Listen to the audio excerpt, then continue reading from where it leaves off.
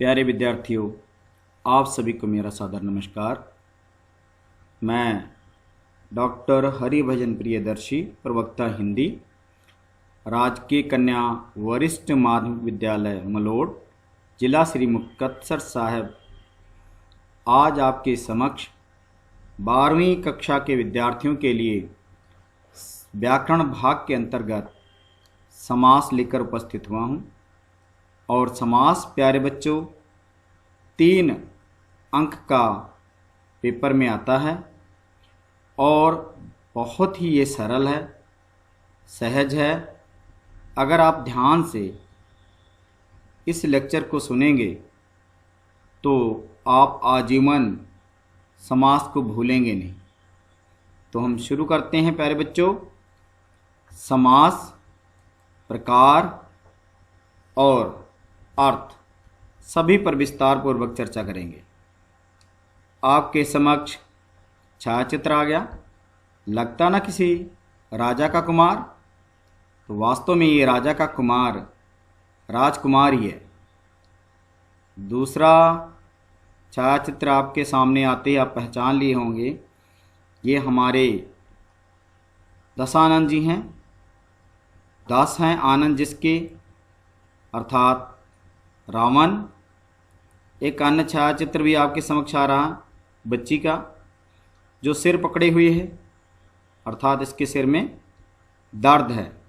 तो अगर सिर में दर्द को हम कहेंगे सिर दर्द। तो आपने देखा राजकुमार, रावण, सिर दर्द, ये सभी समास हैं।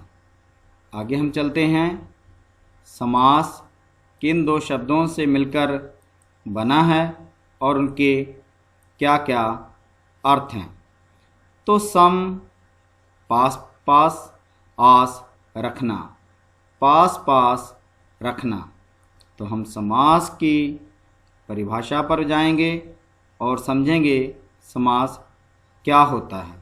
तो आओ समास की परिभाषा पढ़ते हैं। परस्पर संबंध रखने वाले 2 या 2 से अधिक शब्दों के मेल से जब कोई नया सार्थक शब्द बनता है तो उस मेल को समास कहते हैं। जैसे गंगा का जल, 2 शब्द गंगा और जल को मिलाकर बन गया गंगा जल, और गंगा जल एक सार्थक शब्द है, तो ये गंगा जल समास हुआ। अब समस्त पद तथा विग्रह क्या होता है, इसके बारे में हम पढ़ते हैं प्यारे बच्चों। समास करने के उपरांत जो शब्द बनता है उसे ही समस्त पद कहते हैं। जैसे गंगा जल, इसमें समासिक शब्द या समस्त पद भी कहते हैं। समस्त पद को अलग करने की विधि पर हम चर्चा करेंगे। हवन सामग्री, अब इसको अलग कैसे किया? हवन के लिए सामग्री, ये देखिए हवन जल रहा है लेकिन उसके लिए सामग्री तैयार की गई है। तो समास के पद, एक होता है पूर्व पद, हवन, सामग्री, उत्तर पद। हवन के लिए सामग्री। चलें आगे, चलो पूर्व पद, उत्तर पद पता लग गया। मतलब दोबारा मैं आपको समझा दूं प्यारे बच्चों। हवन सामग्री, हवन पूर्व पद, सामग्री उत्तर पद। इसीलिए हवन को मैं पहले ला रहा हूं क्योंकि पूर्व पद है और बाद में जो आया वो उत्तर पद है। सामग्री बाद में आई तो इसलिए उत्तर पद है। समझ गए होंगे। चलो अब हम पढ़ेंगे अव्ययी भाव समास। प्यारे बच्चों, जिस समास में पूर्व पद अव्यय अथवा प्रधान हो तथा उसके मेल से पूर्ण समस्त पद अव्यय क्रिया विशेषण का काम करे उसे अव्ययी भाव समास कहते हैं। शब्द आएंगे, विग्रह करेंगे और जिस अर्थ में यहाँ अव्यय प्रयुक्त हुआ है उस पर भी हम चर्चा करेंगे। शब्द आपके सामने है, यथा शक्ति, हमने इसका विग्रह किया शक्ति के अनुसार। अब जो यहाँ पूर्व पद आया, ये किसका प्रयोग कैसे हुआ? यथा का प्रयोग अनुसार के अर्थ में हुआ है। दूसरा शब्द आ गया यथोचित, जितना उचित है। यथा का प्रयोग जितना के अर्थ में हुआ। अन्य शब्द आपके समक्ष आ रहा है बेखटक, खटके के बिना। तो बे का प्रयोग के बिना अर्थ में हुआ है। तो प्यारे बच्चों, अब हम अव्ययी भाव समास के रूप की चर्चा करेंगे। कई बार शब्दों की आवृत्ति के बाद अव्ययी भाव का प्रयोग होता है। जैसे देखिए, आवृत्ति के शब्दों की आवृत्ति हो रही प्यारे बच्चों। शब्द है दिनों दिन, कुछ ही दिन में। बीचों बीच, बीच ही बीच में। हाथों हाथ, हाथ ही हाथ में। अब शब्दों की पुनरुक्ति, पुनरुक्ति मतलब ऐसे शब्द जो बार बार आते हैं, दो बार, उन्हें हम पुनरुक्ति कहते हैं। देखो, गली गली, क्या बना विग्रह? प्रत्येक गली। साफ साफ, बिल्कुल साफ। जल्दी जल्दी, जल्दी ही। अब हम निरर्थक पद देखेंगे। हम कह देते हैं रोटी, रोटी का मतलब तो है, लेकिन साथ में ओटी कह दिया, तो इसका विग्रह बनेगा रोटी आदि। चाय वाय, इसका क्या बन गया? चाय आदि। चलो आगे चलते हैं हम। अब दूसरा जो समास आ गया मेरे आप सभी के समक्ष, वो आ गया प्यारे बच्चों तत्पुरुष समास। कौन सा? तत्पुरुष समास। इसके बारे में हम पढ़ते हैं। चलो, जिस समास में पूर्व पद गौण तथा उत्तर पद प्रधान होता है उसे तत्पुरुष कहते हैं। ऐसे समास में पूर्व पद विशेषण तथा उत्तर पद विशेष होता है। पूर्व पद विशेषण, उत्तर पद विशेष होता है।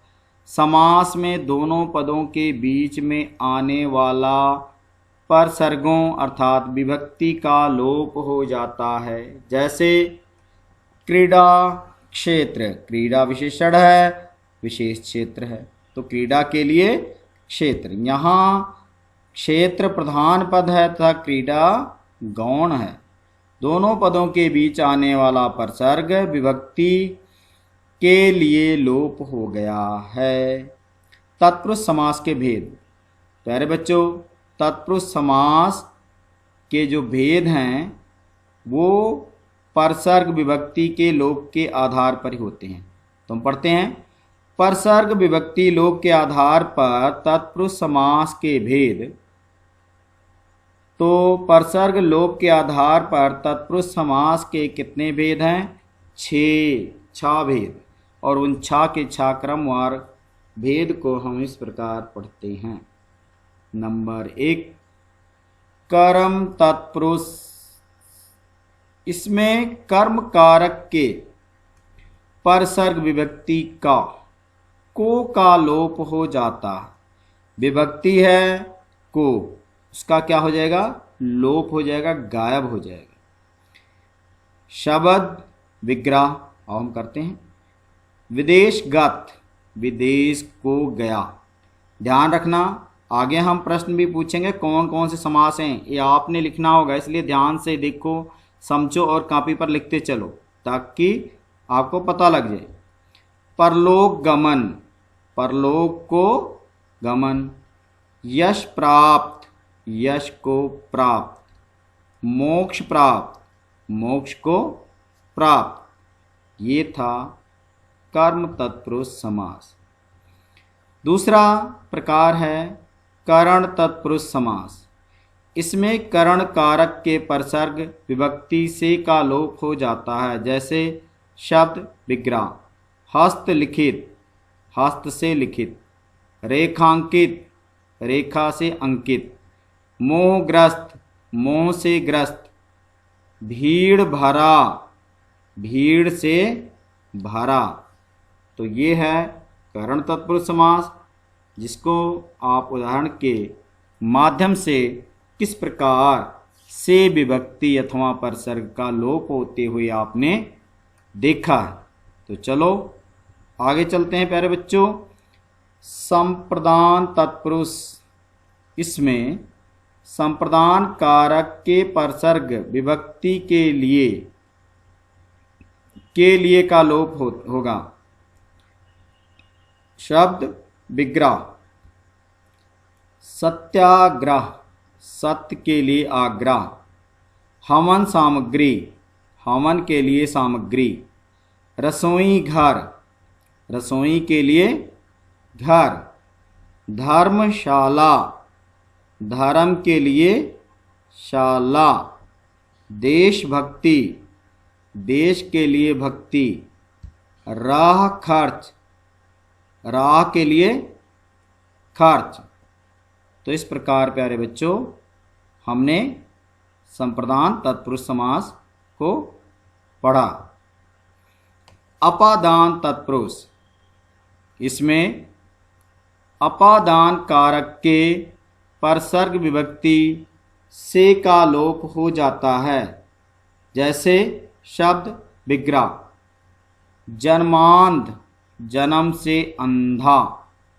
धर्म पतित, धर्म से पतित। धनहीन, धन से हीन। भयभीत, भय से भीत, डरा हुआ। मार्ग भ्रष्ट, मार्ग से भ्रष्ट, भटका। ऋण मुक्त, ऋण से मुक्त। देश निकाला, देश से निकाला। पदच्युत, पद से च्युत, अर्थात हटाया गया। तो प्यारे बच्चों इस प्रकार हमने 4 तत्पुरुष समास कर लिए। अब हम 5वां तत्पुरुष समास करेंगे और वो है संबंध तत्पुरुष। इसमें संबंध कारक के परसर्ग विभक्ति का, के, की आदि का लोप होता है। किसका? का, के, की आदि का क्या होगा? लोप होता है। तो शब्द विग्रह। सेनापति, सेना का पति। राष्ट्रपति, राष्ट्र का पति। मधुमक्खी, मधु की मक्खी। देशवासी, देश का वासी। राजकुमार, राजा का कुमार। घुड़ दौड़, घोड़ों की दौड़। तो आपने इस प्रकार देखा का, की, के व्यक्ति का संबंध तत्पुरुष में लोप होते हुए। अब हम अंतिम तत्पुरुष समास करेंगे, अधिकरण। इसमें अधिकरण कारक के परसर्ग विभक्ति में अथवा पर आदि का लोप होता है। में या पर का लोप होगा। जैसे देखो प्यारे बच्चों, सिर दर्द, सिर में दर्द, में आ गया। गृह प्रवेश, गृह में प्रवेश।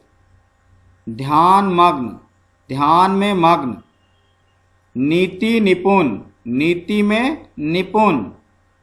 घुड़सवार, घोड़े पर सवार। आप बीती, आप पर बीती। तो देखो घुड़सवार घोड़े पर आ गया, आप बीती पर, आप पर बीती आ गया। तो इस प्रकार आपने देखा में और पर विभक्ति का क्या हुआ? लोप हुआ। मैंने आप सभी को प्रारंभ में ही बता दिया था कि अब यहाँ उदाहरण दिए गए हैं, ये किस प्रकार के तत्पुरुष हैं। कारक चिन्ह की पहचान करें और स्वयं जानने का प्रयत्न करें। गृहागत, कॉपी उठाएं और नोट करें। गृह को आगत, कर्ता ने कर्म को, कौन सा आएगा, कर्म तत्पुरुष समास को। स्वर्गगत, स्वर्ग को गत। ज्ञान युक्त, ज्ञान से युक्त, कर्ण तत्पुरुष समास। डाक गाड़ी, डाक के लिए गाड़ी, कर्ता ने कर्म को कर्ण से संप्रदान के लिए, तो डाक गाड़ी बता रहा हूं, ऐसे आपका फर्ज है काम करने का। माल गोदाम, माल के लिए गोदाम।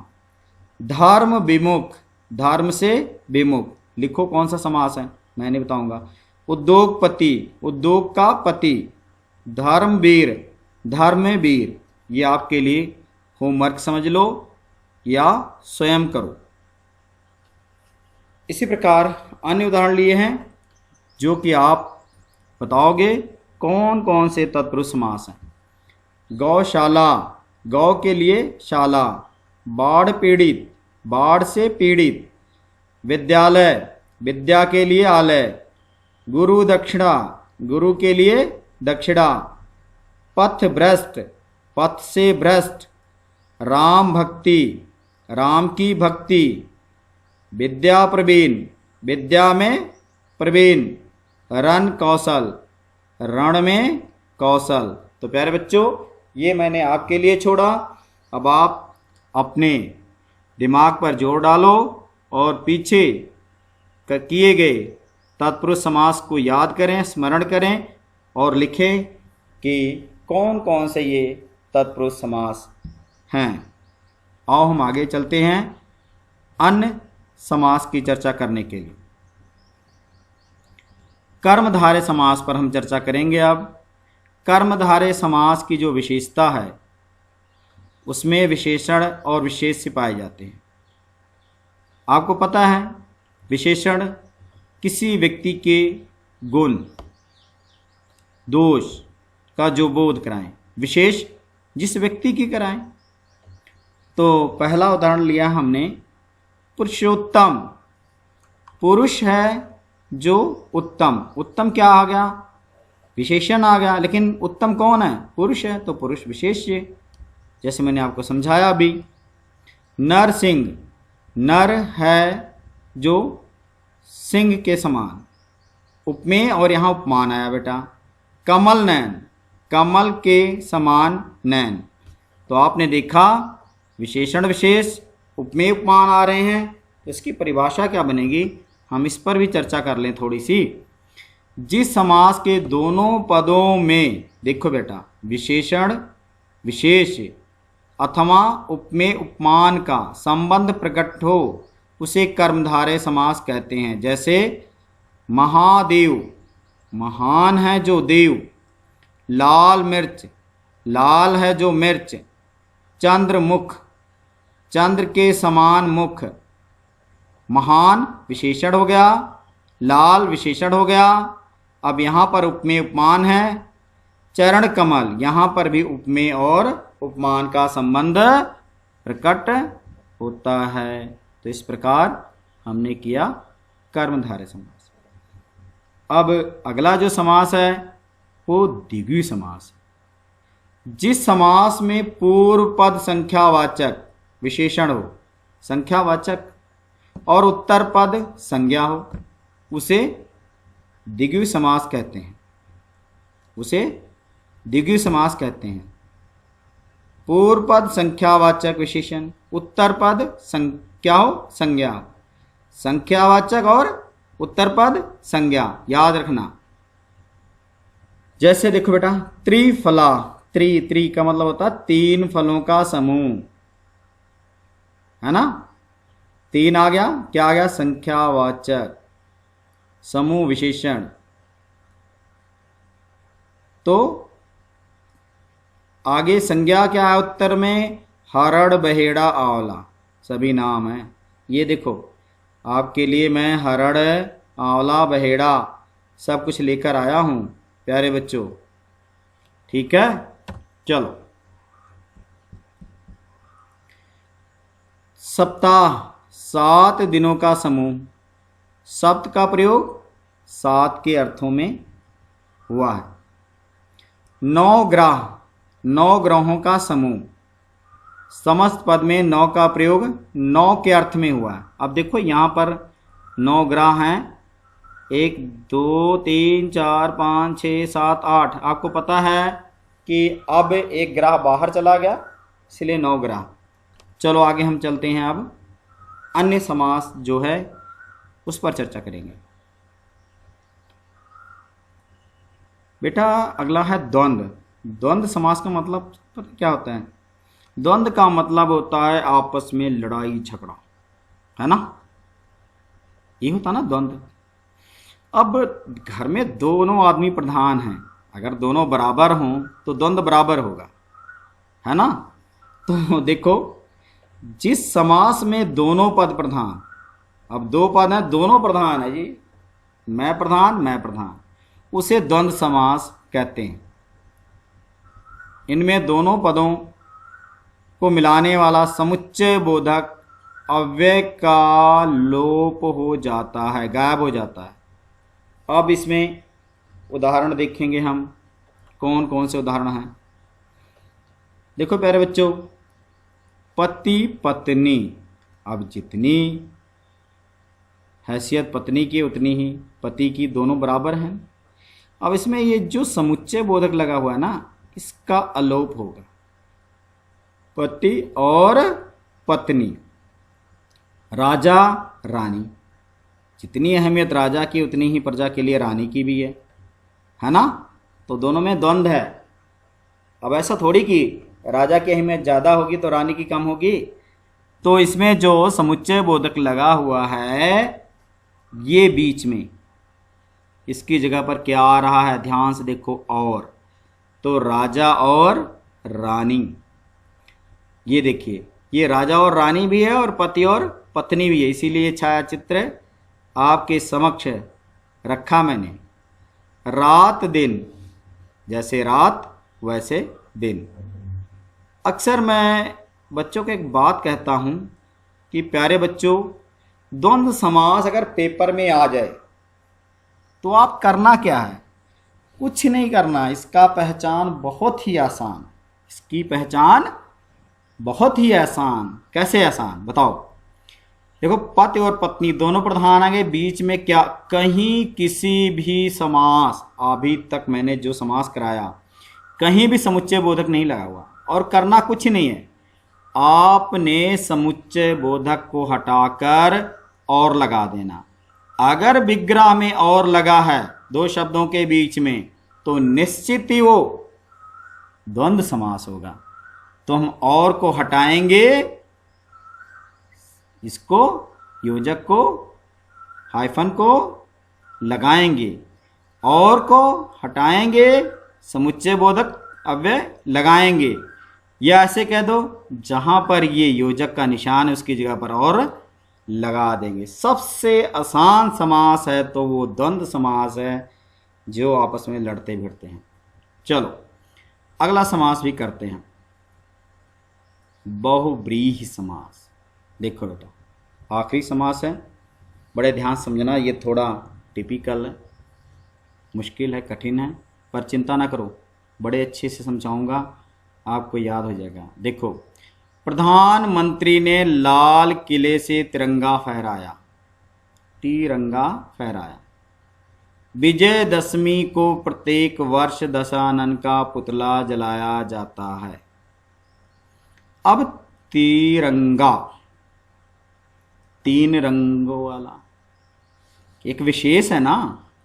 अब यहां तिरंगा, लाल किले से जो तिरंगा फहराया जा रहा है ना, वो विशेष तिरंगा है, कोई ऐसा वैसा तिरंगा नहीं। अर्थात 3 रंगों वाला, अर्थात क्या है?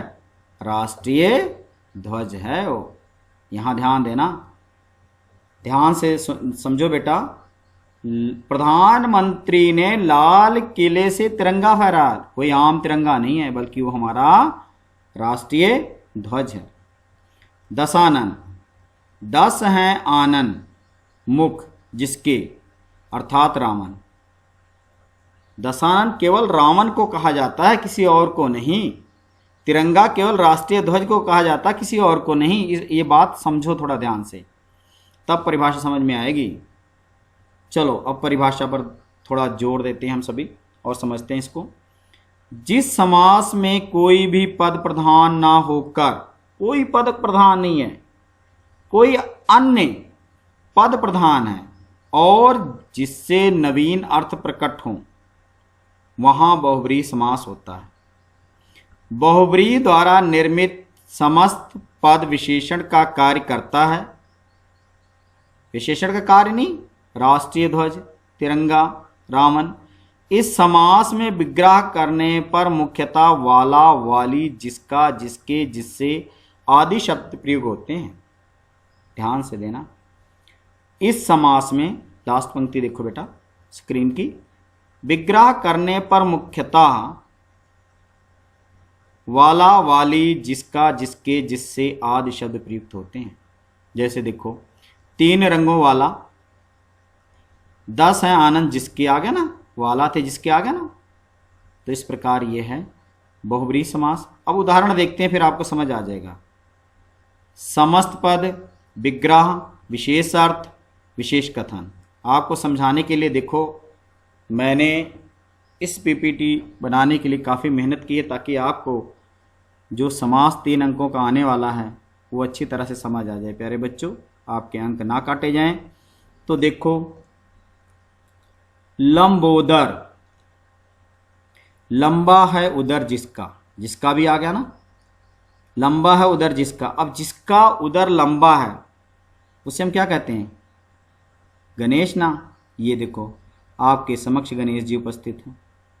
लंबा और उदर गौण प्रधान पद गणेश आ गया। प्रधान पद क्या आ गया? गणेश जी।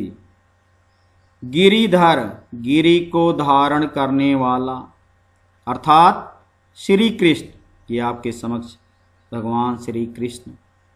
गिरि और धारण गौण हैं, प्रधान क्या आ गए यहाँ? श्री कृष्ण जी आ गए। समझ रहे हो ना? 12 सिंघा, 12 है सींग जिसके, किसे कहते हैं? हिरन को। ये रहा आपके सामने हिरन। गिन लो भाई 12 हैं या कितनी हैं? 12 और सींग गौण है, प्रधान क्या आ गया यहाँ पर? हिरन आ गया। त्रिलोचन, 3 हैं नेत्र जिसके अर्थात भगवान शिव। त्रि और लोचन दोनों पद क्या हैं? गौण हैं। प्रधान पद यहाँ पर कौन आ गया? शिव आ गए। तो प्यारे बच्चों, ये सभी समास थे। अब पेपर में कैसे प्रश्न आता है वो मैंने 3 अंक लिखे हैं, 3 प्रश्न। निम्नलिखित में से गिरि को धारण करने वाला विग्रह का समस्त पद समास कौन सा होगा? अभी करके आए। ऐसे गलतियां लिखकर बता दिया, लिखा जाता है ताकि आप कंफ्यूज हों। गिरिधर, धरी, गिर, धरी, गिरधर, गिरध। तो हमारा उत्तर होगा गा, गिरधर। बाढ़ पीड़ित, समास का सही समास विग्रह कौन सा है? बाढ़ से पीड़ित, बाढ़ में पीड़ित, बाढ़ को पीड़ित, बाढ़ पर पीड़ित। तो इसका उत्तर सही होगा बाढ़ से पीड़ित। धर्मशाला का सही समास विग्रह कौन सा है? धर्म में शाला, धर्म से शाला, धर्म को शाला या धर्म के लिए शाला। तो हमारा जो जवाब सही होगा वो धर्म के लिए शाला। तो धन्यवाद प्यारे बच्चों, आपने मेरा लेक्चर सुना, इसके लिए आपका बहुत बहुत धन्यवाद। और उम्मीद है कि आज जो मैंने समास करवाया है वो आपको अच्छी तरह से समझ में आ गया है और आप अब पेपर के दौरान समास में कोई गलती नहीं करेंगे। इसी के साथ मैं विदा चाहता हूँ। आप सभी का पुनः हार्दिक हार्दिक धन्यवाद।